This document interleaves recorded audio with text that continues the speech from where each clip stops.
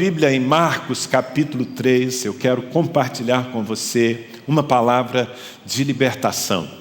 Marcos capítulo 3, vamos ler os 5 primeiros versículos, o relato de um dos milagres, dos tantos milagres que Jesus fez. E antes de ler a passagem, eu já adianto que eu vou tomar essa história para falar da sua alma, das suas emoções, quem sabe até do seu caráter. E você vai ser inspirado a uma transformação radical nessa noite. Está escrito o seguinte, Marcos capítulo 3, de 1 a 5. De novo entrou Jesus na sinagoga e estava ali um homem que tinha ressequida, atrofiada, uma das mãos. Estavam observando a Jesus para ver se o curaria em dia de sábado, a fim de o acusarem. Disse Jesus ao homem da mão ressequida: vem para o meio. Então lhes perguntou: é lícito nos sábados fazer o bem ou fazer o mal? Salvar a vida ou tirá-la? Mas eles ficaram em silêncio, olhando-os ao redor, indignado e condoído com a dureza do seu coração. Disse ao homem: estende a mão. Estendeu-a, e a mão lhe foi restaurada. Diga aleluia. Uau, que tremendo, um milagre. Como eu disse, a Bíblia, os evangelhos estão cheios de milagres. Não todos os que Jesus fez. João disse que se todos fossem contados, não haveria espaço para tanto livro. Mas alguns foram registrados nas páginas das Escrituras para fortalecerem a nossa fé. Eu gosto de ler os relatos dos milagres que Jesus fez no seu ministério terreno. Em primeiro lugar, porque eles motivam a minha fé. Eu estou convencido de que o Jesus que andou pela Galiléia, pela Judéia, por tantos lugares, fazendo o bem e curando a todos os oprimidos do diabo, é o mesmo hoje. Ele continua operando, ele continua atendendo a fé daqueles que o buscam de todo o seu coração. Então, ler sobre os milagres significa me abastecer de fé, porque nós, com muita constância, precisamos de intervenções sobrenaturais de Deus. Mas eu gosto também de ler sobre os milagres, tentando transpô-los para a minha vida. Você sabe que as enfermidades, as debilidades físicas, elas têm os seus paralelos também com a nossa alma. Por exemplo, quando eu leio, sempre acontece isso, quando eu leio aquela história que fala de uma mulher que por 12 anos sangrava, ela tinha uma hemorragia incurável, havia gastado todos os seus recursos financeiros buscando a ciência disponível, diz a Bíblia, indo de mal a pior, até que ela se encontrou com Jesus e ela decidiu no seu coração, ela creu, a tal ponto que ela disse: se eu ao menos tocar nas orlas das suas vestes, eu serei curado. E aquela mulher reuniu o resto de forças que tinha, e ela enfrentou a multidão, e ela tocou em Jesus, e extraiu virtude de Jesus, um milagre aconteceu. E sempre que eu leio essa passagem bíblica, eu fico pensando nas pessoas que não fisicamente, mas que na sua alma vivem sangrando, gente que viveu um golpe, viveu uma decepção, viveu uma perda, viveu algo assim que foi traumatizante e não conseguiu superar e vive sangrando anos e anos, sem força, sem condição de perceber a vida. Eu vejo tantos desses relatos. Me impressiona também aquela outra mulher que andava encurvada, ela não conseguia se endireitar e talvez as pessoas julgassem que ela tinha uma enfermidade, mas era uma possessão, na verdade, uma opressão demoníaca que estava sobre ela. E quando Jesus a encontrou e repreendeu aquele demônio, a mulher se endireitou. E isso me faz pensar em tanta gente que, às vezes, até mesmo dentro da igreja, vive uma vida rasteira, olhando sempre para baixo, não conseguindo alcançar o horizonte de Deus por causa de opressões, e que precisam de um encontro real com Cristo, que é algo que vai para muito além da religião. São muitas passagens bíblicas, eu poderia citar tantas dessas, mas hoje eu quero me deter nesse encontro de Jesus com um homem que tinha a sua mão direita. O texto que nós lemos não dá esse detalhe, mas o evangelho paralelo nos diz que era a sua mão direita. Ele estava numa sinagoga, era dia de sábado, certamente a sinagoga estava lotada de religiosos. E aquele homem que tinha uma mão atrofiada, ressequida, ele foi desafiado em sua fé. E ao abordar esse tema, eu quero fazer com muito respeito, com muito cuidado, porque nós sabemos que há pessoas que vivem a sensibilidade de uma deficiência física e nós precisamos respeitar, não é, as suas lutas. Então, de forma nenhuma eu quero com a palavra aqui estigmatizar quem tem alguma dificuldade física. Aliás, pelo contrário, algumas das pessoas mais admiráveis que eu conheço, elas se tornaram admiráveis justamente porque, embora tenham uma deficiência física, elas têm uma força interior e, na maioria das vezes, uma fé em Deus que as faz superar tudo aquilo e ser, inclusive, mais produtivas e mais positivas do que aqueles que têm saúde perfeita. Então, se aqui essa palavra tocar em algo sensível em você ou na vida de alguém que você ame, por favor, entenda pelo lado certo. O fato é que esse homem estava na sinagoga e Jesus o curou. Mas eu quero tomar o seu exemplo, quem sabe para despertar o seu coração, porque há atrofias que não são físicas e que talvez nos limitem mais do que as atrofias físicas. São o que eu chamaria de atrofias da alma.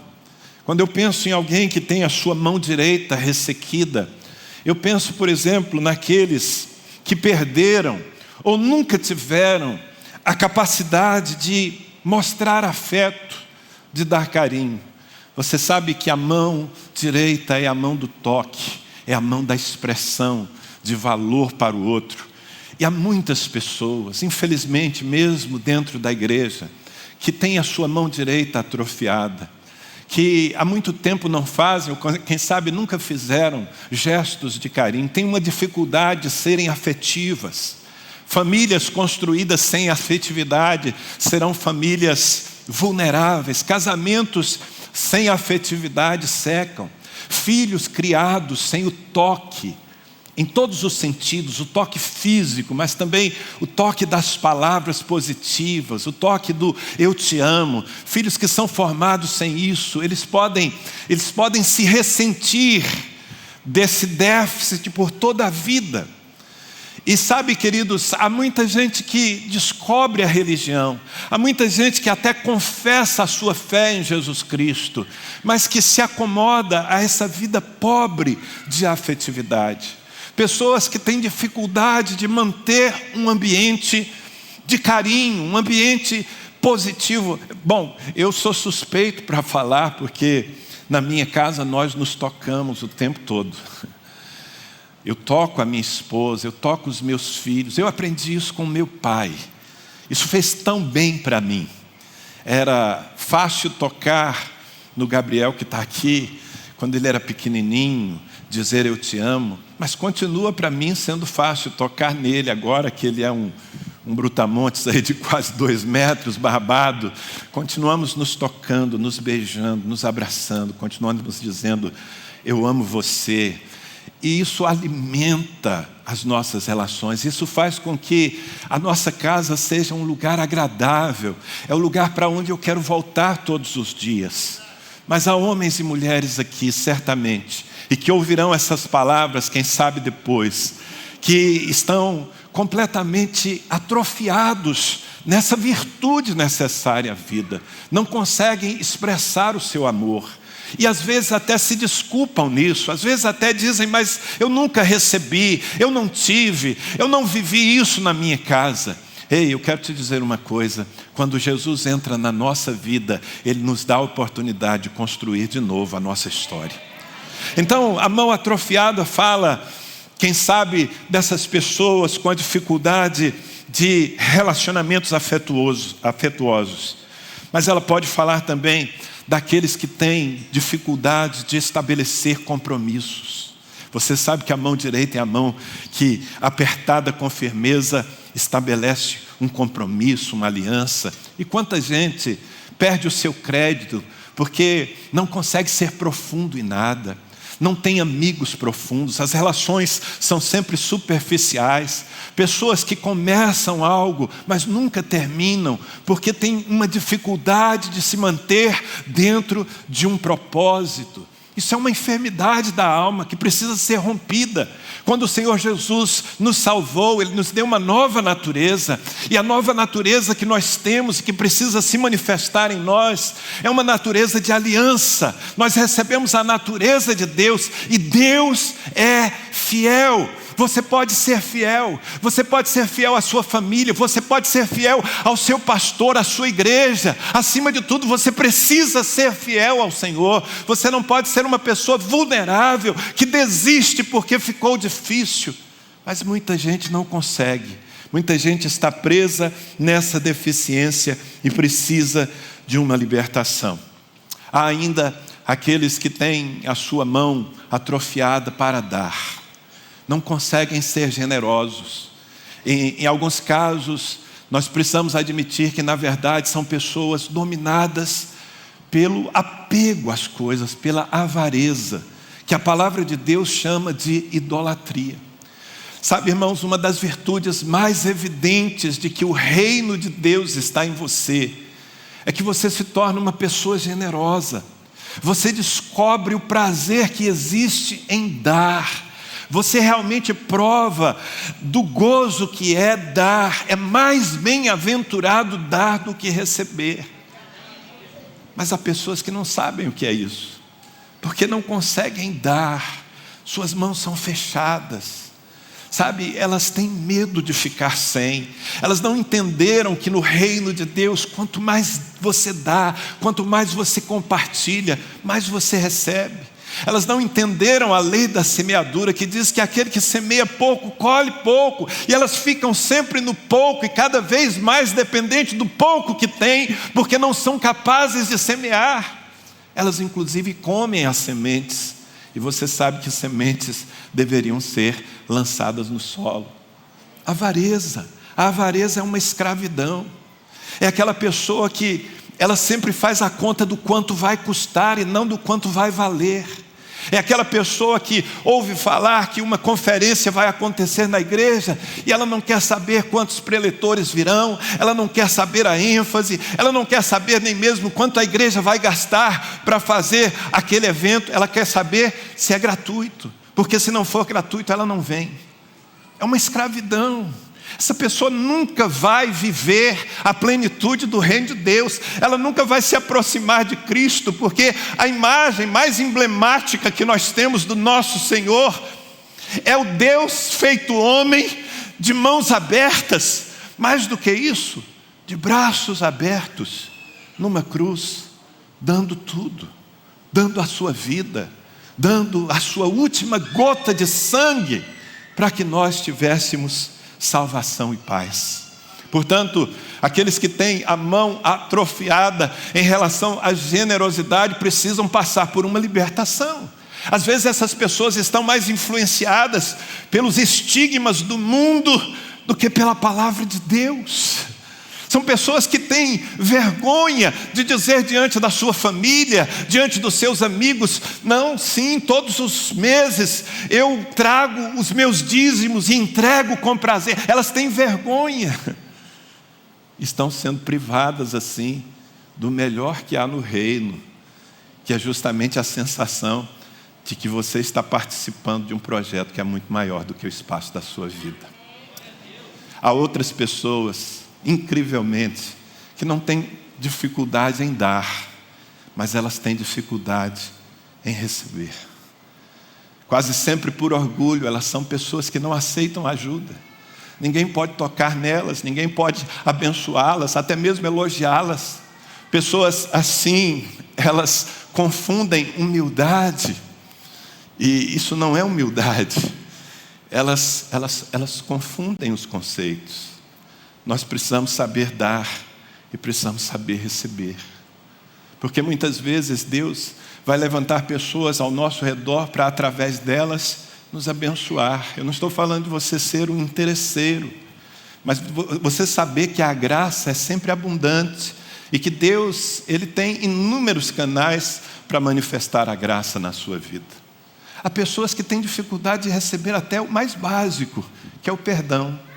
Elas se convertem a Cristo, mas elas continuam se sentindo culpadas, vivem debaixo de acusação por coisas que fizeram um dia, porque não conseguem estender a mão e receber. Tem a sua mão atrofiada. Eu poderia dar muitos exemplos aqui, ainda quero dar um. São aqueles que têm a mão direita ressequida porque não se dispõem ou não conseguem crer o suficiente para serem instrumentos do poder de Deus. Você sabe que a nossa mão foi feita para abençoar, para ser imposta sobre os outros, para curar os enfermos. Todos nós fomos chamados por isso. O Espírito que habita em nós, o Espírito Santo, é um Espírito de poder, diga amém. Mas isso precisa ser mais do que uma doutrina nas nossas vidas. Isso precisa ser mais do que um assentimento, uma concordância quando o pastor pede o amém. Isso precisa ser algo que se manifesta com constância no nosso dia a dia. Você foi chamado para impor as mãos e abençoar. Mas quantos aqui não têm coragem de fazê-lo? Não creem o suficiente? Essa semana nós estávamos fazendo o culto em memória desse nosso querido irmão Marcelo, num velório da cidade. E quando estávamos já terminando, os funcionários daquele lugar entraram, porque já estava dando a hora, e eles entraram assim de uma maneira indelicada, já movendo as coisas e, de certa forma, cortando aquilo que nós estávamos fazendo, um culto ao Senhor. E quando terminou aquela cerimônia, a Mônica olhou para uma das funcionárias que teve esse gesto, no mínimo insensível, e se aproximou dela para dar um conselho, para dizer: olha, eu sei que vocês têm horários para cumprir, mas esse é um momento tão difícil na vida das pessoas, pode ser feito com mais cuidado, com mais jeito. E ela se aproximou daquela moça para fazer essa exortação. Mas antes que ela falasse, a moça olhou para ela e disse: você é a pastora Mônica? E começou a chorar. E disse: 18 anos atrás, eu estava com o meu filhinho de 3 anos, com meningite. E você orou por ele. E você disse: amanhã ele vai estar curado. E ela começou a chorar e ela disse: e ele foi curado. No dia seguinte, voltou a andar. No dia seguinte. Uau, glória a Deus! Que bom que a mão direita da Mônica, 18 anos atrás, não era mirrada, não estava retraída. Que bom que ela pôde estendê-la para abençoar alguém. Por que não nós? Porque às vezes a incredulidade, a timidez, o receio de não acontecer nos prenda. E assim nós vamos vivendo uma vida cristã pela metade. E não é esse o plano de Deus para nós, queridos. Sabe, quando eu leio essa história bíblica, eu posso compreender algumas coisas. Essa história traz algumas lições que, quem sabe, pode nos ajudar, pode ajudar você a se libertar dessas trancas de alma, dessas coisas que eu acho até que você não gostaria de manifestar, mas manifesta. E quando eu leio essa história, a primeira coisa que me salta ao coração é que quando Jesus entra na nossa religiosidade, velhas deficiências podem mudar. Ouça aqui, eu quero que você preste atenção. Quando Jesus entra na nossa religiosidade. Eu estou fazendo um gesto para que você entenda que Jesus é uma coisa e a sua religiosidade é outra coisa. Eu digo isso porque o texto começa dizendo que, de novo, entrou Jesus na sinagoga e estava ali um homem que tinha ressequida uma das mãos. Ou seja, esse homem estava na sinagoga antes de Jesus. Quando Jesus entrou, ele já estava ali. Muito possivelmente ele estivesse ali sábado após sábado.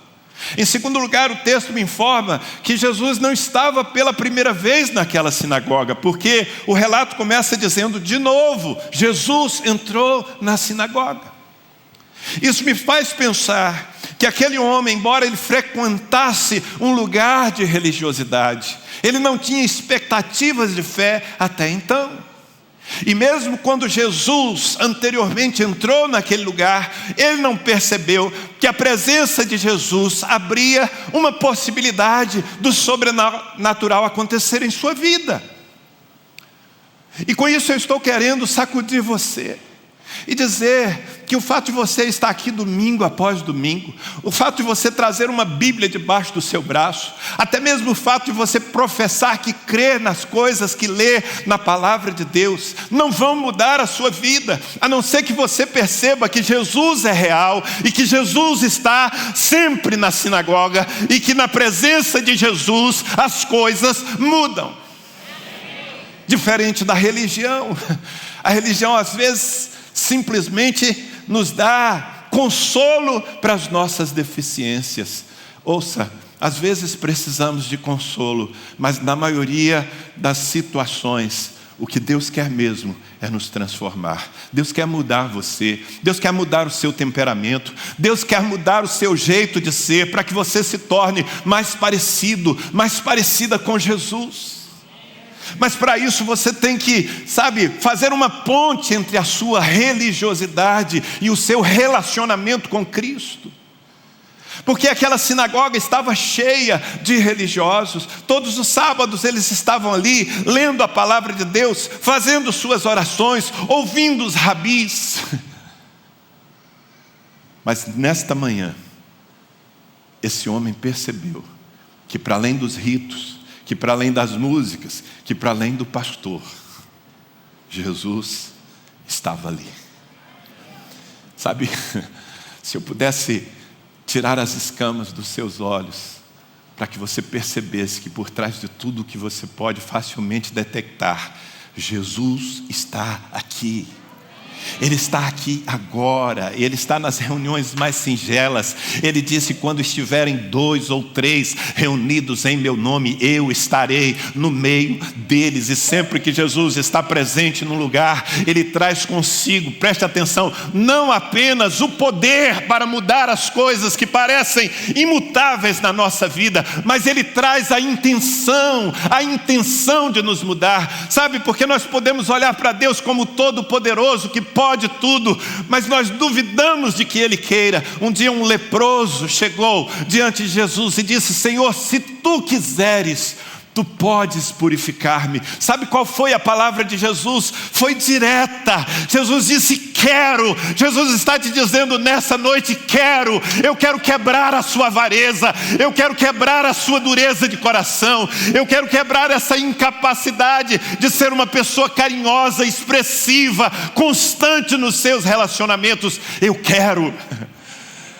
Naquele sábado, Jesus, de alguma maneira, demonstrou que queria, e principalmente aquele homem percebeu que se Jesus queria, ele tinha a oportunidade da transformação. Mas há algo mais que eu preciso compartilhar com vocês. No versículo 2 lemos: e estavam observando a Jesus para ver se o curaria em dia de sábado, a fim de o acusarem. E ler esse versículo me faz cair na real. E eu vou te ajudar a cair na real. Há sempre pessoas de religião, cheias de religião, fazendo força para que nada mude nas nossas vidas. Mesmo dentro da igreja, infelizmente, há pessoas que não estão interessadas em transformação. Há pessoas que querem que a nossa vida seja um eterno sábado, onde nada acontece a não ser o ritual, a não ser a coreografia. Você sabe que para um judeu o sábado era sagrado, e ele precisava cumprir certos rituais. E às vezes eles extrapolavam na compreensão da palavra, porque não percebiam que por trás dos rituais havia algo maior, que é a presença de Deus. Infelizmente, às vezes, mesmo num ambiente que deveria ser o ambiente da fé, o ambiente em que nós estamos interessados não apenas em transformação para a nossa própria vida, mas transformação para a vida do nosso irmão. Muitas vezes o que nós temos é gente fechada, são os que eu diria crentes incrédulos. Crentes incrédulos, pessoas que realmente não acreditam que você possa mudar. E eu estou fazendo essa menção para que você selecione. Sim, é preciso selecionar quem influencia a sua vida. Você precisa se aproximar de pessoas que querem ser transformadas de glória em glória na mesma imagem do Filho de Deus. Você precisa se aproximar de pessoas, inclusive, que desafiam você à mudança. Porque às vezes nós nos acomodamos com aqueles que simplesmente nos ajudam a justificar as nossas deficiências. Aquelas pessoas que dizem, não, mas eu te compreendo, você é uma pessoa seca sim, mas também olha a vida que você viveu até hoje. Eu te entendo.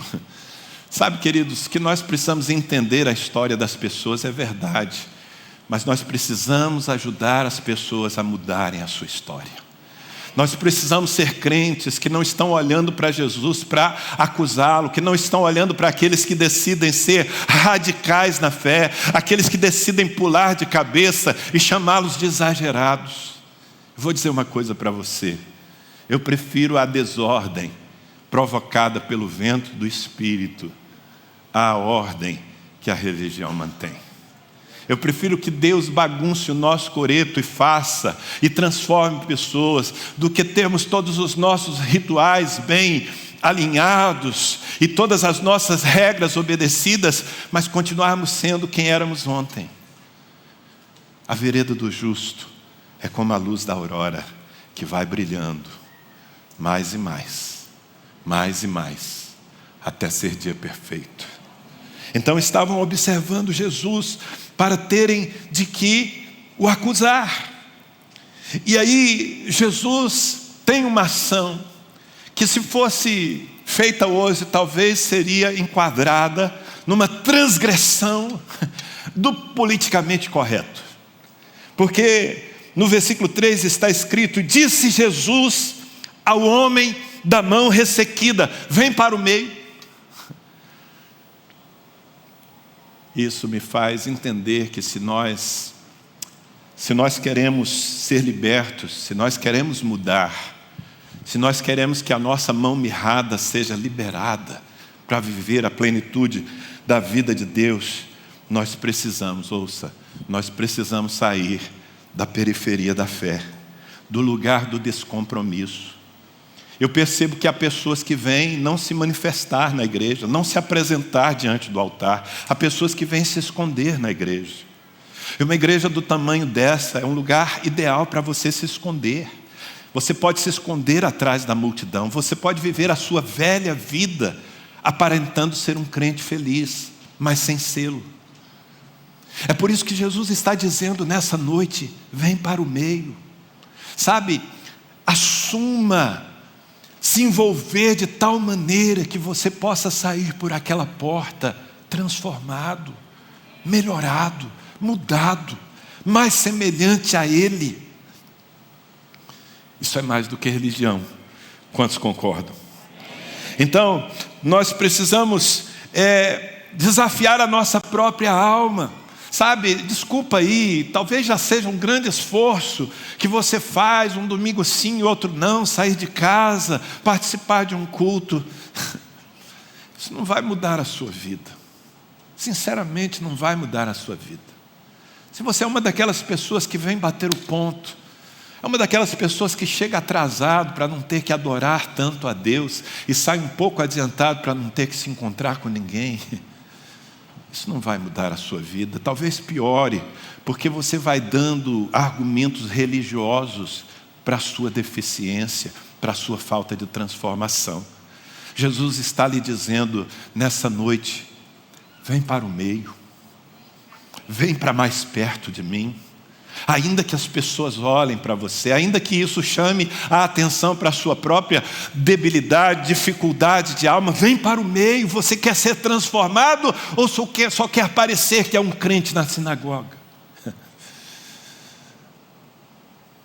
E esse homem aceita o desafio. enquanto ele está vindo para o meio, claro, vencendo todos os seus bloqueios, porque possivelmente o que mais ele queria era permanecer oculto, mas ele percebeu que ali estava a oportunidade de um milagre. Querido, nunca deixe de provar um milagre por causa dos seus escrúpulos, da sua vergonha, ou mesmo daquilo que você precisa renunciar para abraçar a bênção de Deus. Sabe, nunca troque o milagre por nenhum outro tipo de sentimento que lhe introverta e lhe faça permanecer no seu lugar imóvel. Vem para o meio, foi a palavra de Jesus. E no versículo 4, Jesus, enquanto espera o homem vir, ele trata com aquele povo, que deveriam ser os da fé, que eram os religiosos e portanto deveriam estar ali criando um ambiente para milagres, mas Jesus olha para eles, conhecendo-lhes o coração. Versículo 4, então lhes perguntou: é lícito nos sábados fazer o bem ou fazer o mal, salvar a vida ou tirá-la? Mas eles ficaram em silêncio. Irmãos, que Deus nos livre de nos tornar uma igreja que fique em silêncio quando o Senhor está manifestando o seu desejo de fazer o bem, de transformar pessoas, de operar no sobrenatural. Que Deus nos livre de ser esse povo passivo, que diz que crê, mas não crê, que não responde, que não diz amém, que não diz haja graça para ela. Que Deus nos livre de ser, sabe, esse ambiente onde a voz da fé bate e volta sem ter ressonância, sem ter concordância, melhor dizendo. Naquele lugar, infelizmente, não havia quem fizesse coro com Jesus.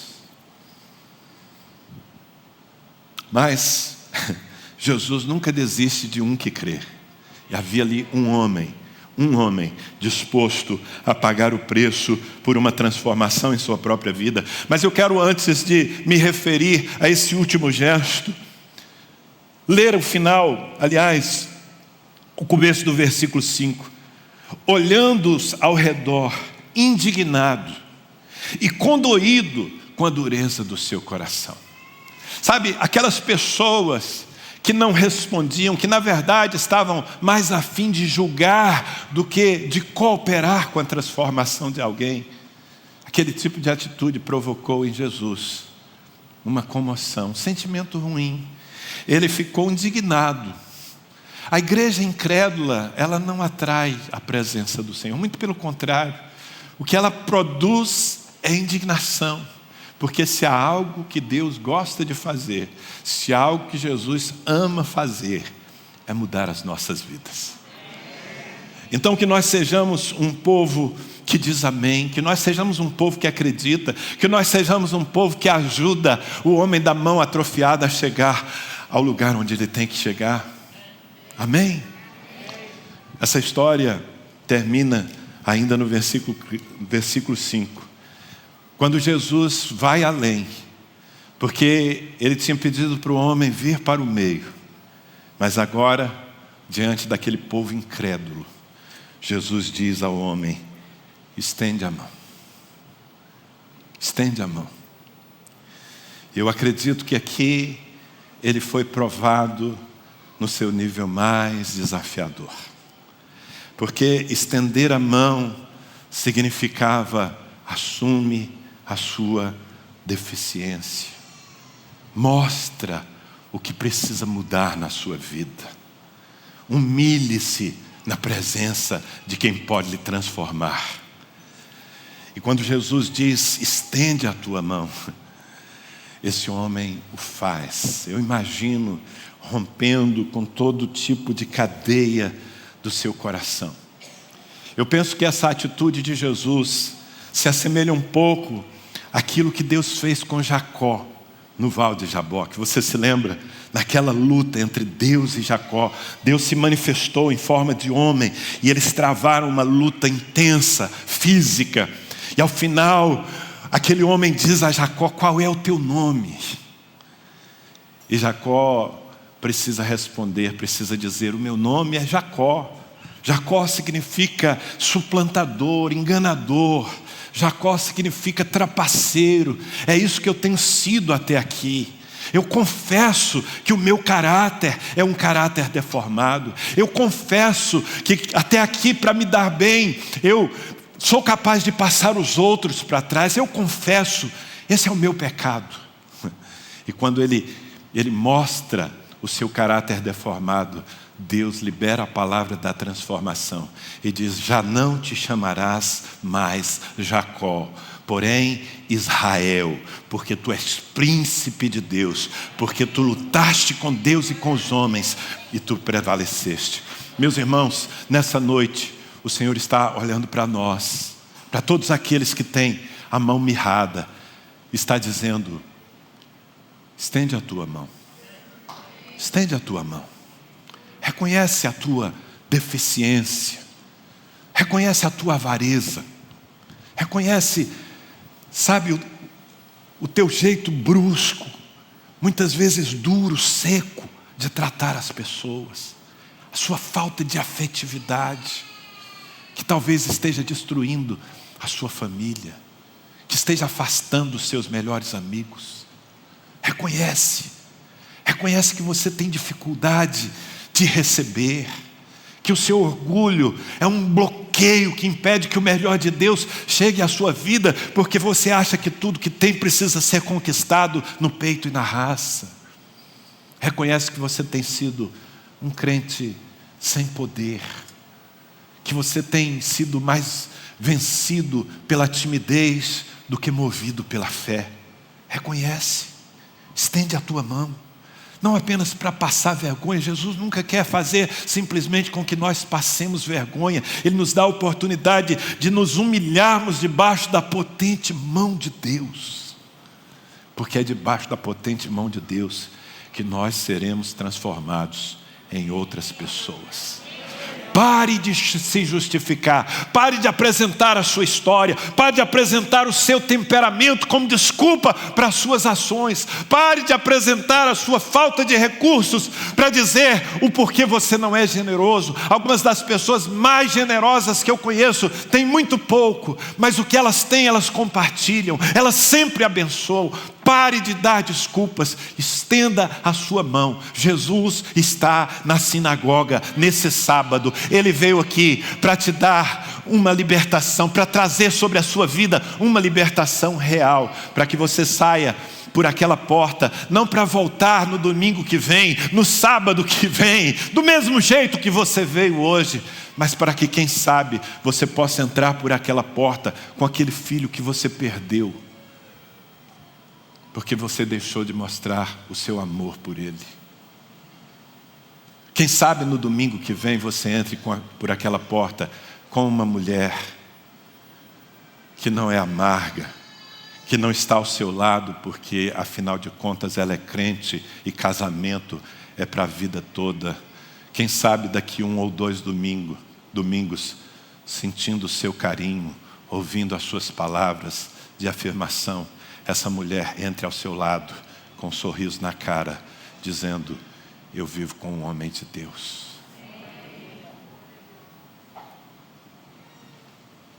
Estende a tua mão. Essa é a palavra de Deus para todos aqueles que precisam de uma libertação. Por favor, fique em pé.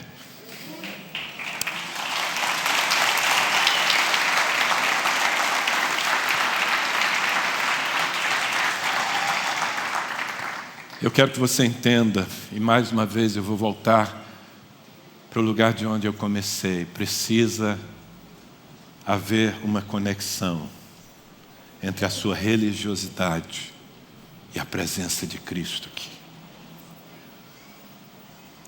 Você pode aplaudir e você pode sair sem mudanças, a não ser que você perceba que não é o pastor Danilo que está falando ao seu coração. É o Senhor Jesus Cristo, que veio à sinagoga nesse sábado para transformar a sua vida, para mudar o seu jeito, para liberar a sua mão. Faça assim, faça assim. É um gesto profético, faça assim. Faça assim. Se der cãibra, faça mais. Faça assim. Eu sei que há pessoas que precisam ser libertas hoje, precisam querer ser libertas, precisam depositar nesse altar o argumento do que eu sempre fui assim, foi o que eu recebi na minha casa, é o meu temperamento, é maior que eu. Eu tenho um argumento muito mais forte do que qualquer um que você apresente. Jesus Cristo morreu e ressuscitou para lhe dar uma nova vida, para lhe dar uma nova natureza, para liberar a sua mão. Você pode se tornar um homem, uma mulher, um jovem afetivo, afetiva, carinhoso o tempo todo, generoso, que tem mais prazer em dar do que em receber, que tem orgulho de dizer: boa parte dos meus recursos, das minhas coisas, da minha casa, boa parte do que eu tenho, eu distribuo, eu oferto, eu entrego. Esse é o maior prazer que eu tenho. Será que você quer mudar? Se você quer mudar, eu quero te dizer exatamente o que Jesus disse àquele homem: vem para o meio. Vem para o meio, estende a tua mão. Enquanto nós somos conduzidos nessa canção, todos aqueles que reconhecem uma deficiência, uma escravidão na sua alma, conforme as que eu falei aqui, quem sabe em outra área, uma atrofia de virtude, e que querem ser libertos, saiam do seu lugar, venham para frente, procurem manter alguma distância, pelo menos 1 metro da pessoa que está aí, a não ser que ela seja da sua própria casa. Mas venha, se você precisa de ter a sua mão liberada hoje, saia do seu lugar e venha. Mas venha dizendo para Deus, venha mostrando a sua mão mirrada. Venha dizendo: Senhor, eu não quero mais ser esse homem avarento, essa mulher apegada às coisas materiais. Senhor, eu não quero mais ser esse crente sem poder, incrédulo, que não tem coragem sequer de orar por um doente.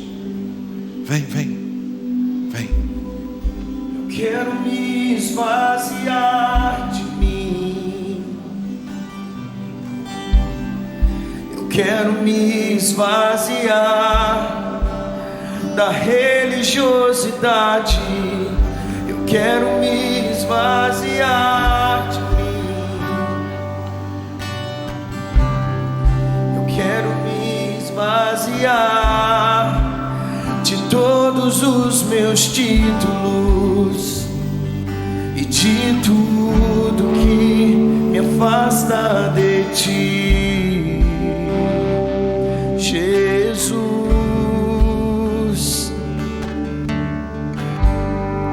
Eu quero me esvaziar de mim.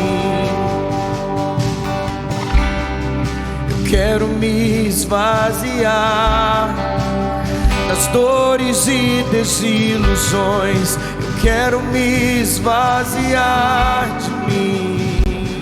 Oh, eu quero me esvaziar da prisão do passado e de tudo que me afasta de ti, Jesus. Pra onde eu irei, Senhor, se só tu tens as palavras de vida eterna? Onde me esconderei? Tu és o ar que eu respiro, tua presença me atrai, estende a mão. Então inunda-me com teu amor, transforma-me com teu amor, atrai meu coração pra ti, Senhor. vida. Oh Senhor, move-me com teu amor e usa-me pra o teu louvor. Ensina-me a ouvir o teu coração. Inunda-me, Senhor, transforma minha vida. Então inunda-me com teu amor, transforma-me com teu amor, atrai meu coração pra ti, Senhor, Senhor. Eis-me aqui, transforma-me, Senhor. Move-me com teu amor e usa-me pra o teu louvor. Ensina-me a ouvir o teu coração. Estende a tua mão, estende a tua mão direita, estende a tua mão direita. Faz assim. É um gesto de fé. Você está dizendo: eu me aproprio do poder que Jesus está liberando por sua palavra na minha vida. Eu estou recebendo de volta. Eu estou recebendo a capacidade de fazer carinho. Faz assim, faz esforço. Eu estou recebendo a capacidade de ser uma pessoa afetiva, expressiva, amorosa. Eu estou recebendo a capacidade de manter compromisso, de manter alianças, de permanecer firme naquilo que eu assumo. Faz. Abre a sua boca diante do Senhor e recebe. Eu estou recebendo a capacidade de dar, de semear, de abençoar sem peso, de ter alegria em compartilhar o que eu tenho, de não depender do dinheiro, nem das coisas. Eu sou livre. Mestre, move essa mão. Você é livre, porque a natureza de Deus está em você.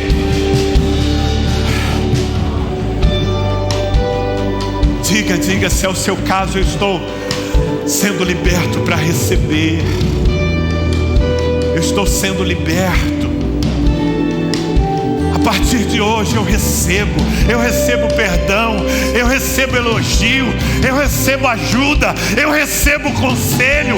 Eu não sou mais essa pessoa presa em seu próprio orgulho. Seja livre! Seja livre! Há um poder sobrenatural, o mesmo poder que restaurou a mão daquele homem está sobre a sua vida nessa noite. Receba o poder para curar os enfermos. Receba a intrepidez, a ousadia, o interesse de tocar em quem está sofrendo, não apenas para consolar, mas para abrir caminhos, fazer milagres. Que a próxima mãe que testemunhe que o seu filho com meningite foi curado, que seja pela sua mão, meu irmão, que seja pela sua mão, pela sua oração. Toda a igreja, levanta assim a sua mão, faz esse gesto, aleluia. Tem muita libertação acontecendo aqui. E a sua mão, o texto termina dizendo: e a sua mão lhe foi restaurada. Aquilo que trazia limites agora traz possibilidades. Aquilo que trazia vergonha e tristeza agora traz honra e testemunho. a sua mão foi restaurada. Posso lhe pedir uma coisa? Porque há um milagre em curso na sua alma. Há um milagre em curso na sua alma. O que eu vou lhe pedir é que você use o que você está recebendo hoje mesmo, se for possível. Quanto mais você usar, talvez o seu marido há muito tempo não sabe o que é carinho. Mostre para ele hoje. Mostre para ela hoje. Talvez o seu filho há muito tempo, quem sabe nunca, recebeu um abraço seu. Pois bem, chega em casa hoje. Mas não só hoje, amanhã também. E depois também. Dá um abraço nele. Toca na face dele. Mas ele já é um homem. Toca na face dele. E diz: filho, eu perdi tanto tempo sem mostrar o quanto eu te amo. Se você estava preso na avareza, pense numa oferta que você possa entregar no altar nos próximos dias. Que seja o seu brado de independência. Que você diga: Senhor, o dinheiro não manda mais em mim. Eu sou completamente teu. Eu estou pedindo para você usar a sua mão. Ela está restaurada. Amém? Pai, eu te agradeço porque o Senhor está operando milagres, porque o Senhor está rompendo as atrofias da alma, porque o Senhor está fazendo aquilo que a religião nunca fez. Eu te dou graça, Senhor. Eu celebro essa libertação em tua presença e eu abençoo os meus irmãos para que não sejam 2 ou 3 dias de libertação, mas que seja uma nova vida construída na liberdade do Espírito Santo, em nome de Jesus, amém. Dê um forte aplauso ao Senhor. Glória a Deus, glória, glória a Deus. Vai na paz, vai na paz, vive a vida plena, em nome de Jesus Cristo. Que o Senhor te abençoe.